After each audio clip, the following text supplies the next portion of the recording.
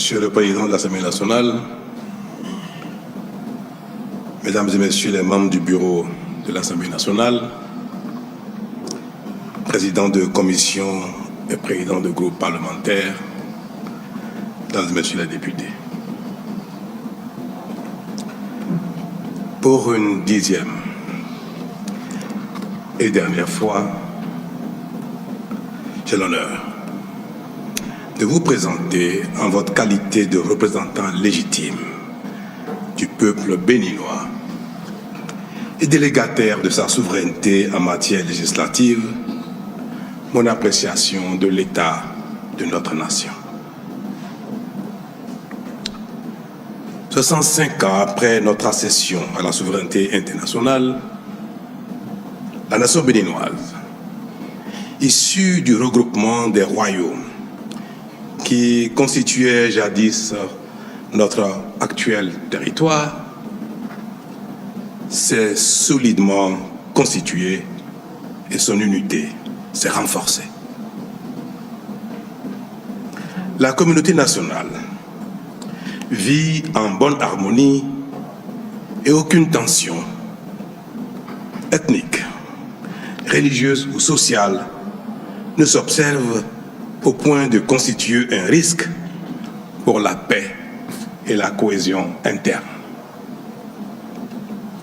L'intégrité du territoire national est préservée en dépit des agressions sécuritaires extérieures qui éprouvent nos forces de défense et de sécurité dans certaines localités frontalières. Mesdames et Messieurs les députés, je confirme ainsi que les fondamentaux constitutifs de la nation dont nous avons hérité sont bien préservés, voire renforcés. Pour le reste, qui relève de notre mission de construction au quotidien, en vue de l'amélioration constante des conditions de vie de nos concitoyens, l'état des lieux est aujourd'hui rassurant et prometteur, même si l'héritage n'était point confortable à l'entame de la décennie qui s'achève. Mon souhait ce matin n'est pas de dresser sur les 10 dernières années qui s'achèvent le bilan de notre action commune dans les différents domaines qui conditionnent notre développement économique et notre bien-être. Ce qui importe désormais pour nous, 65 ans après la prise en main de notre propre destin commun, c'est à mon sens la réponse aux questions fondamentales ci-après. Le Bénin a-t-il enfin trouvé la voie pour son développement? A-t-il entamé son progrès de sorte à devenir, lui aussi, un pays développé, susceptible de se passer de l'aide au développement apportée par d'autres et parfois avec mépris? Est-il un pays où l'éducation nationale, la formation technique et professionnelle, la route, l'eau, l'électricité, l'emploi, la santé, le cadre de vie durable, assaini et beau, la sécurité et la paix progressent chaque jour? Est-il un pays qui ne fait plus honte à ses enfants, mais leur apporte plutôt fierté et espoir? Un pays que d'autres admirent et envient. Autrement dit, le Bénin est-il aujourd'hui un pays où tout s'améliore jour après jour, où l'espoir est désormais permis, de sorte que ce qui n'est pas encore acquis ne paraisse plus inaccessible? Honorables députés, représentants du peuple béninois tout entier, La réponse à cette question fondamentale est oui.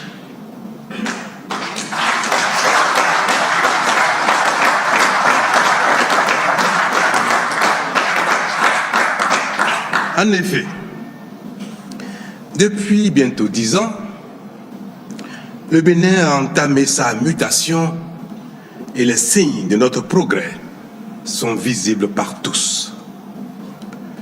Le miracle, c'est notre nouvel état d'esprit. Il nous fait opérer les changements les plus inespérés. Il nous fait progresser et chacun accepte désormais de consentir les sacrifices et les efforts nécessaires. Il nous rend admirables et suscite la jalousie de certains.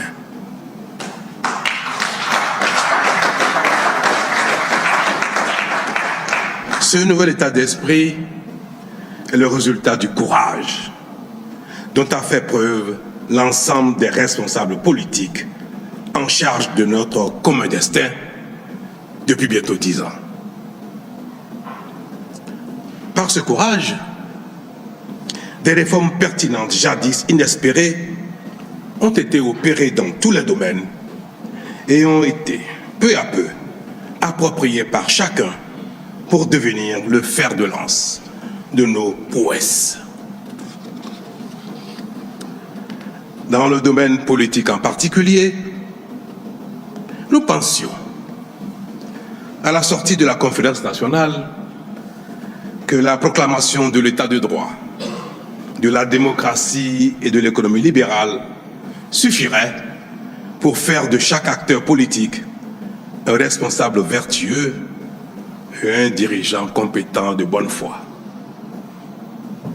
Nous pensions que les acquis de la conférence nationale suffiraient pour induire la bonne gouvernance et produire le développement, quelle que soit l'organisation et les règles de la compétition politique.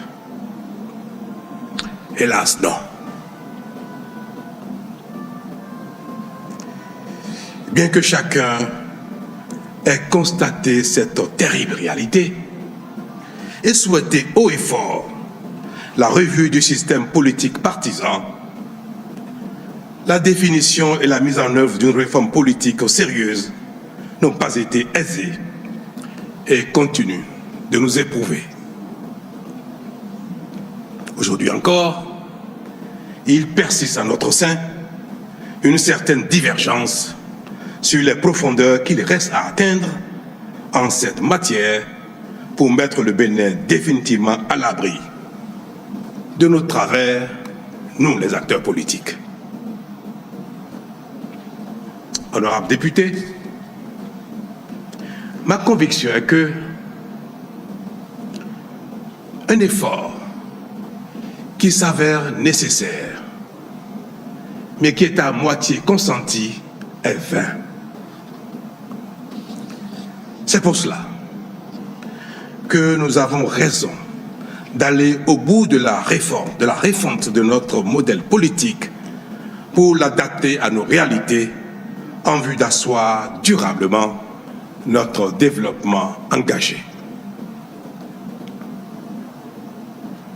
Vous prenant à témoin, honorables députés, j'ai la conviction que les différentes réformes que nous avons opérées depuis, qu'il s'agisse de celles intervenues en 2018, 2019, 2024 jusqu'à la toute dernière, datant d'1 mois à peine, nous permettront véritablement et définitivement de mettre la démocratie au service du développement de nos concitoyens et non au service exclusif des acteurs politiques. Ainsi, diriger la nation béninoise ne doit plus être perçu comme un droit, mais plutôt comme un devoir qui requiert de la disponibilité, de la vision, de la compétence et de l'abnégation. C'est pourquoi de plus en plus, la démocratie se définit essentiellement chez nous au Bénin comme un facteur de développement et de promotion du bien-être citoyen. Elle n'est plus un prétexte de pagaille, de corruption et d'impunité. Au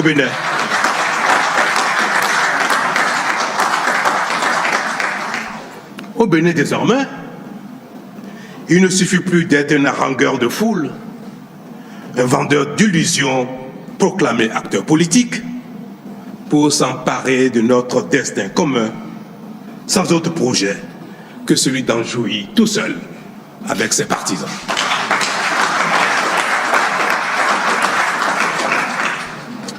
Pour nous diriger au Bénin, nous protéger, assurer notre développement et notre bien-être, il faut en être capable et le mériter politiquement.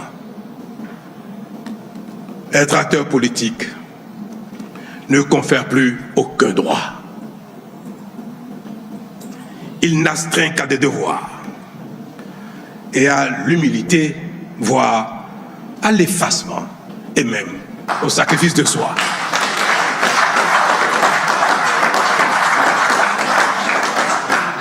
Monsieur le Président, Mesdames et Messieurs les députés, si tel est l'état des lieux en ce qui concerne notre modèle de démocratie désormais au Bénin, pourquoi devrions-nous en rougir parce qu'il n'est pas la copie conforme de ce qui se fait ailleurs? Pourquoi? Mais est-ce que le Bénin est la copie conforme de notre pays dans le monde? Mais non.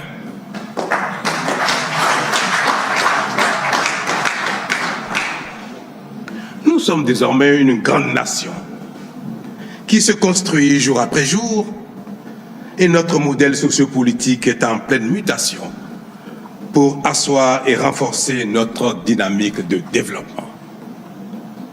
Mais une telle transformation ne peut s'opérer sans difficulté, nous l'observons. Les incompréhensions, les résistances et même les heurts qui nous éprouvent sont inhérents à toute transformation sociétale significative. Ils sont la preuve que nous sommes sur le bon chemin. Aucune œuvre humaine n'étant parfaite, nous corrigerons et ajusterons notre modèle au fil du temps.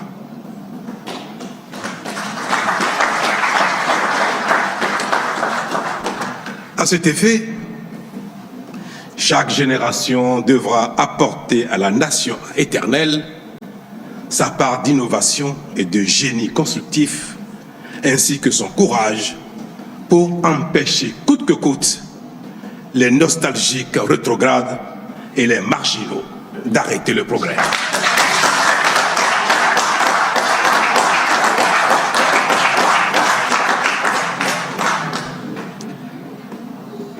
C'est en cela que je voudrais, Monsieur le Président, Mesdames et Messieurs les députés, saluer et rendre hommage à l'ensemble des forces de défense et de sécurité de notre pays.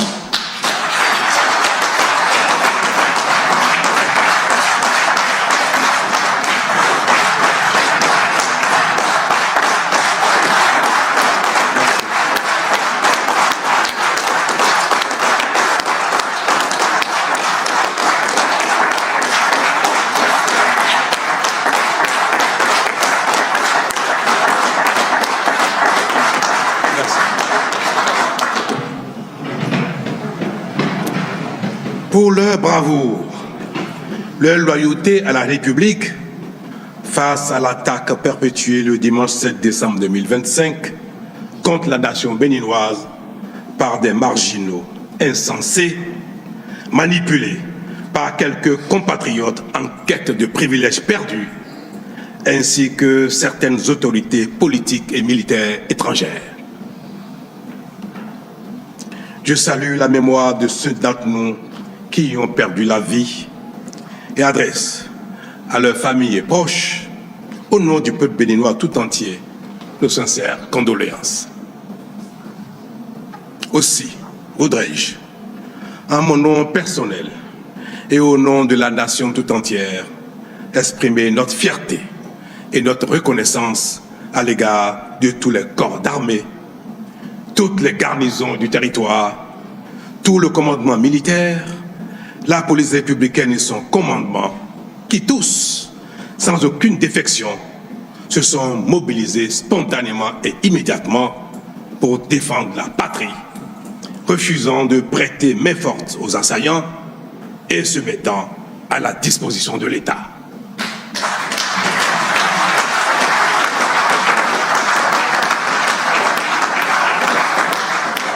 De même, j'exprime à l'égard de tous les dirigeants, de toutes les institutions de la République, notre fierté et notre reconnaissance pour leur attachement à l'ordre constitutionnel tel qu'ils l'ont exprimé dans les minutes qui ont suivi l'attaque. À l'endroit du peuple béninois, dans sa grande majorité, j'exprime notre fierté pour son refus de soutien à la forfaiture et son attachement à la démocratie et à l'ordre constitutionnel. Monsieur le Président, Mesdames et Messieurs les députés, tout cela n'est-il pas l'illustration d'un état d'esprit nouveau, caractéristique d'un Bénin qui grandit? Les grandes nations, ce ne sont pas seulement celles qui ne sont jamais éprouvées, ce sont également celles qui sont capables de faire face aux épreuves avec efficacité. En cela, notre pays, le Bénin, a donc franchi un palier décisif dans son parcours, sa construction, ses valeurs et son développement. Quant à ceux d'entre nous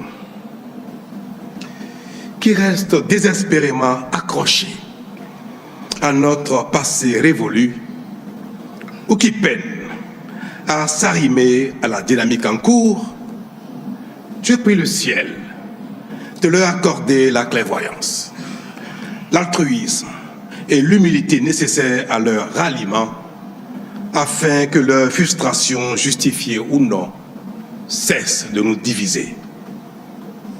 Car notre Bénin commun restera éternellement notre maison commune. Nos divergences ou insatisfactions des temps présents ne doivent en aucun cas compromettre l'intégrité de la nation et son avenir. Les élus, mal aimés d'aujourd'hui, passeront. Et ceux de demain ne manqueront pas de corriger les erreurs commises et de remédier aux insuffisances. Que chaque citoyen béninois accepte donc de venir boucher de ses doigts les trous de la jarre trouée afin qu'elle abonde de richesses pour nos enfants et petits-enfants. C'est bien le symbole de ces lieux, Monsieur le Président. Mesdames et Messieurs les députés, pour ce qui restera en ce qui concerne ma dernière apparition ici, à cette tribune, permettez-moi de vous exprimer, à vous parlementaires de la 9e législature, à vos prédécesseurs des 8e et 7e législatures, ma profonde gratitude pour votre disponibilité permanente, votre amabilité, votre bienveillance, votre collaboration républicaine, correctrice et combien efficace, qui m'ont permis d'accomplir, durant ces 2 mandats, selon mes compétences, la noble mission que m'a chargé le peuple béninois, dont m'a chargé, le peuple béninois, depuis donc bientôt 10 ans. Vous prenant encore une fois à témoin, je voudrais exprimer à toutes les Béninoises et à tous les Béninois de l'intérieur et de l'extérieur, de tous les âges et de toutes conditions, ma reconnaissance infinie pour l'honneur et la confiance qu'ils m'ont fait en me confiant durant 2 mandats successifs le destin, la direction de notre beau et grand pays. Je veux leur dire que j'ai pris et gardé tout le long des 2 mandats la mesure de leur attente, que j'ai donné le meilleur de moi-même, jour et nuit, avec bonne foi et abnégation, pour être à la hauteur de leur confiance. Je veux leur dire aussi que j'ai le regret de ne pas avoir tout réussi. Mais je veux, surtout et davantage leur dire, alors que la fin de ma mission est toute proche, que j'ai la certitude qu'ensemble, nous avons accompli de grandes choses, dont certaines nous paraissaient même impossibles. Je veux enfin leur dire que surtout, notre état d'esprit a considérablement changé. Que désormais, plus rien ne nous est impossible. Que le Bénin a véritablement et définitivement trouvé son chemin pour se développer enfin et offrir peu à peu à chacun le bien-être légitimement attendu et qui est de plus en plus espéré. Mais qui est désormais à notre portée. Le développement, le bien-être attendu depuis tant de temps par tous, Monsieur le Président, Madame et Messieurs les députés, ce bien-être, il est désormais à notre portée et nous cheminons chaque jour ensemble pour le conquérir. Monsieur le Président de l'Assemblée nationale, Madame député, bientôt, de nouveaux conseils communaux prendront le relais dans nos communes. Une nouvelle législature succédera à la présente ici, à Porto Novo. Un nouveau président de la République prendra les rênes du Bénin. Tous ces changements qui s'annoncent matérialisent la dynamique de la vie et sont le symbole du renouvellement inéluctable, gage d'espérance et de progrès. Les élections générales, qui à cet effet se préparent, seront paisibles et sereines, parce que chacun, quelle que soit son appréciation et son appartenance, aura compris que le seul véritable enjeu, c'est le Bénin.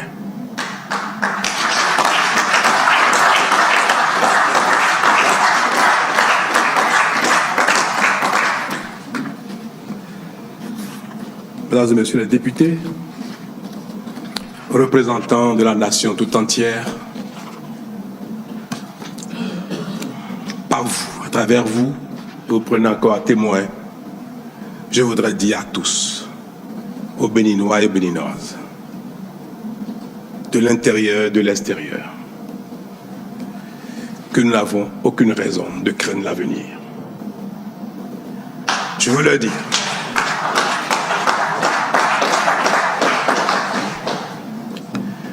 que nous avons trouvé notre chemin. Je veux le répéter. Je veux leur demander de faire confiance au Bénin, de faire confiance aux générations successives, désormais actives pour notre bien commun, pour notre développement. Je veux leur dire, n'ayons aucune crainte. L'âme du Bénin veillera et le meilleur est à venir.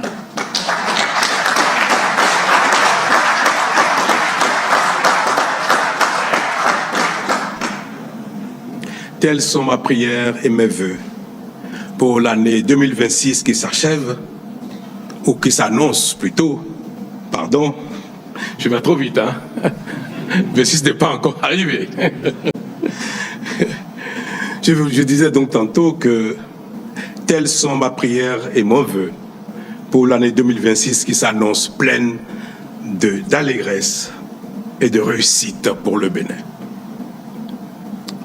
Puisse-t-elle apporter à chacun et à chacune la bonne santé, la prospérité, la patience, le patriotisme, l'amour de soi et de l'autre, ainsi que la joie de vivre.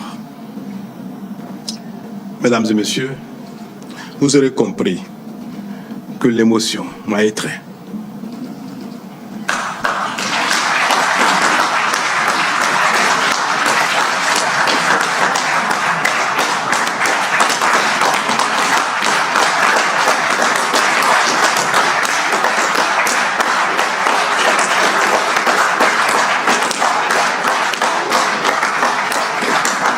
Il est difficile de se quitter quand on s'aime.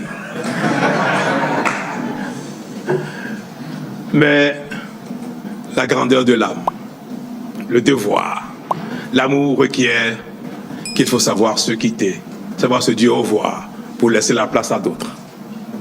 Je voudrais vous souhaiter à vous, à tout le monde, que bientôt, ceux qui viendront ici, ou celui qui viendra ici à ma place, vous entretenir sur l'état de la nation, vous donne le sentiment que les choses s'améliorent, que le Bénin continue son chemin et que le meilleur va se goûter de plus en plus par les uns les autres.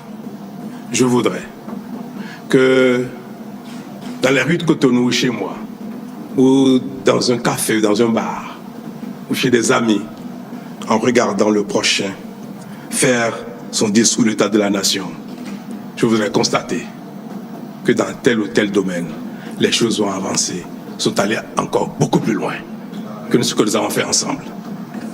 Je voudrais que l'âme du Bénin y veille. J'ai confiance. Et je vous invite à avoir autant confiance en notre destin commun, en notre capacité de développement, d'abnégation, d'effort. Et je prie le ciel de nous exaucer. Merci.